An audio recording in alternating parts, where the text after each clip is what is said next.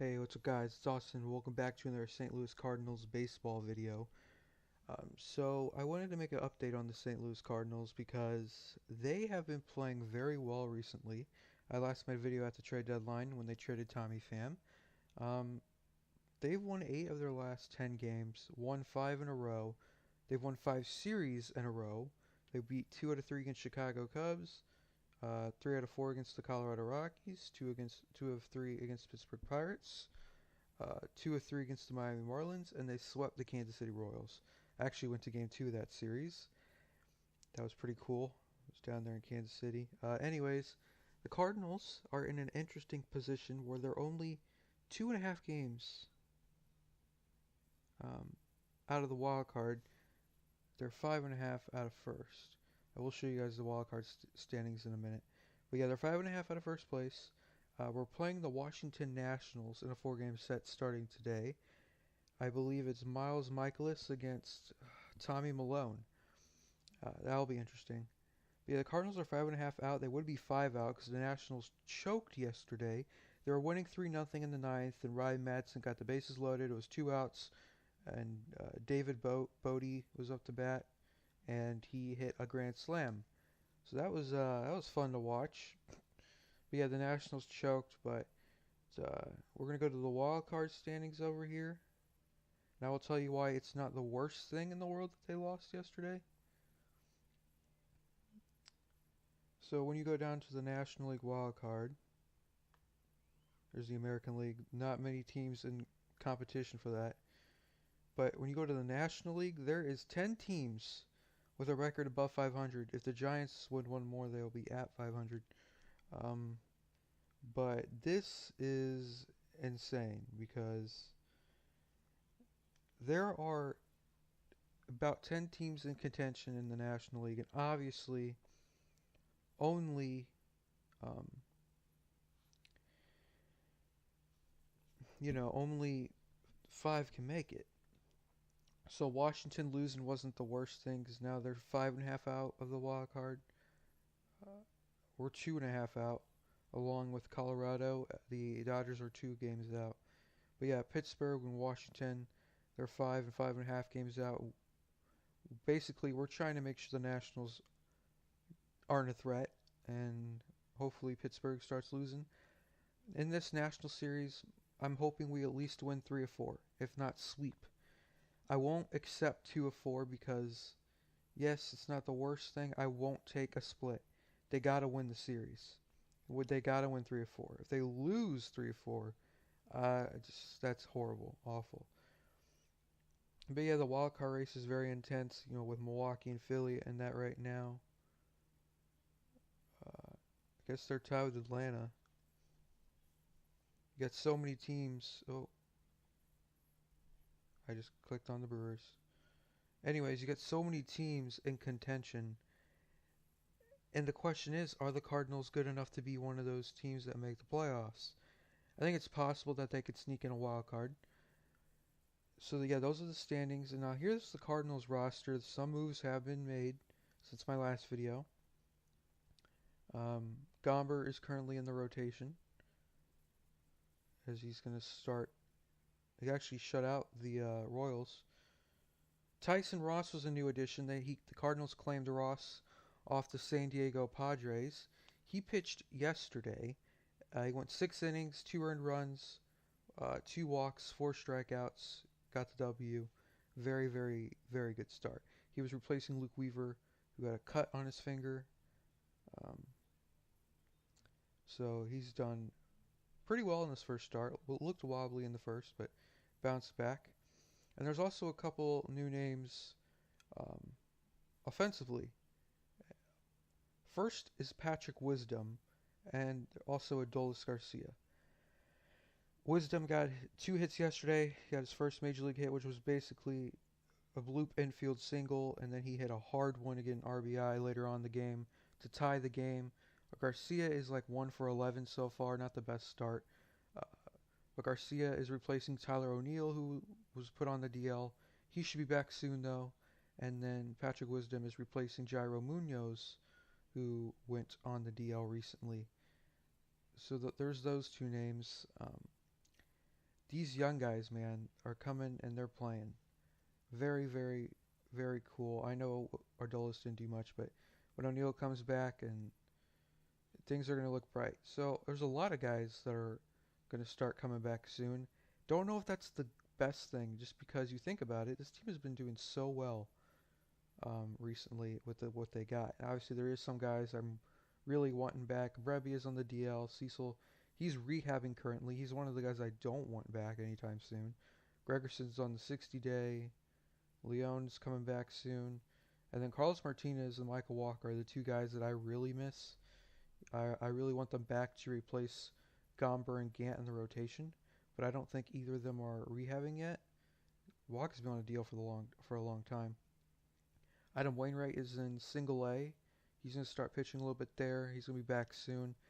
Don't know if he's going to be in the rotation or the bullpen, and I don't know if I'm super excited for him back necessarily, but yeah, there's Munoz on the DL, and Fowler might be out for the year, not 100% sure.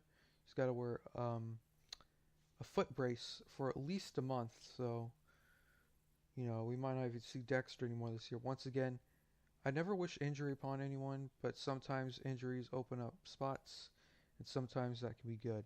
Yeah, O'Neal's gonna be rehabbing. I think he's currently playing in AAA right now. He's played yesterday. So yeah, the Cardinals, the moves they made since then is that they claimed Tyson Ross, pulled up Garcia, Wisdom, put some guys on the DL, and they also did one other trade. Is if when you go to the 40-man roster here, you notice there's an outfielder missing, not Tommy Pham, but Oscar Mercado was also traded at the trade deadline, or like number 10 prospect or 11 prospect. The very speedy outfielder was traded to Cleveland for another outfielder, two more outfielders, sorry, an 18-year-old and a 21-year-old. Can't remember his first name, but his last name is Capel. He also is in the number 10 spot where Mercado was. So that's cool, but the Cardinals basically did it because Mercado was on the verge of making the majors. They didn't really have room for him with all these other outfielders, so they traded him for a left-handed outfielder who's only 21 and an 18-year-old outfielder. It wasn't the worst trade, even though I really do like Mercado.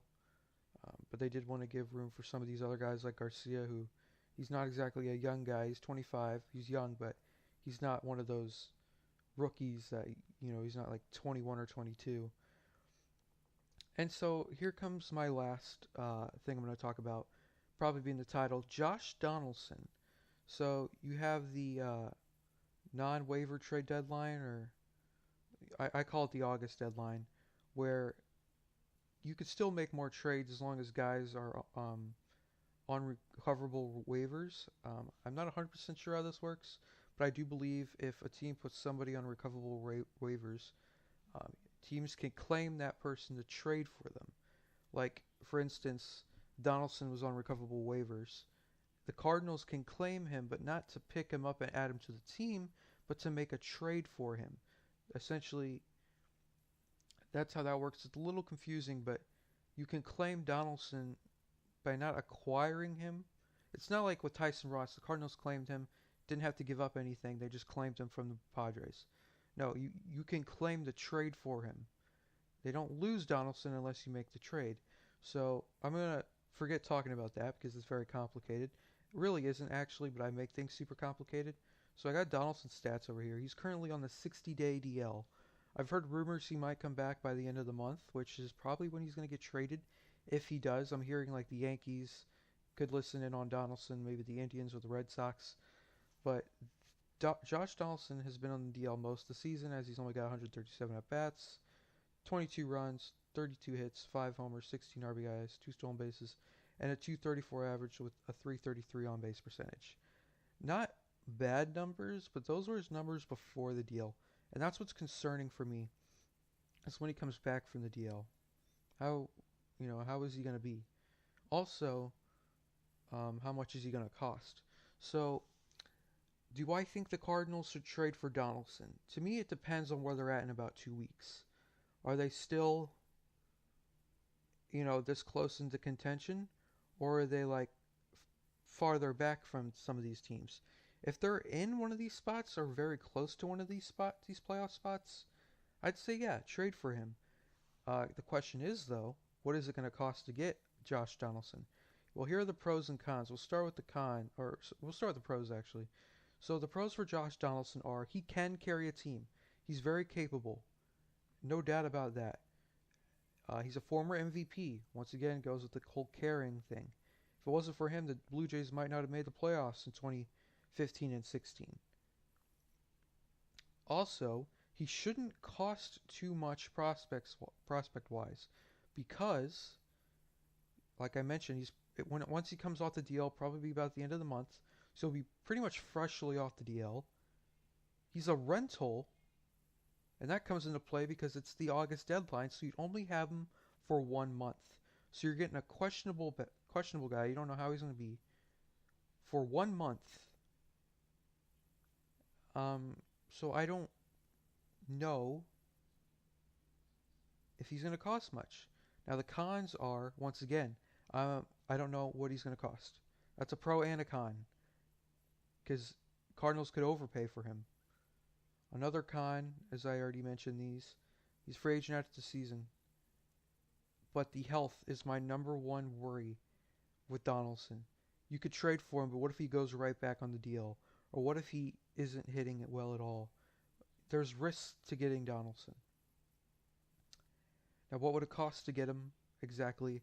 I can't give specifics because the front office could be aggressive, especially if the Yankees or Red Sox are in on him. But I don't want to overpay for Donaldson. Now, I was looking into things. Maybe the Cardinals could try to trade some guys off the 40-man because it is very crowded.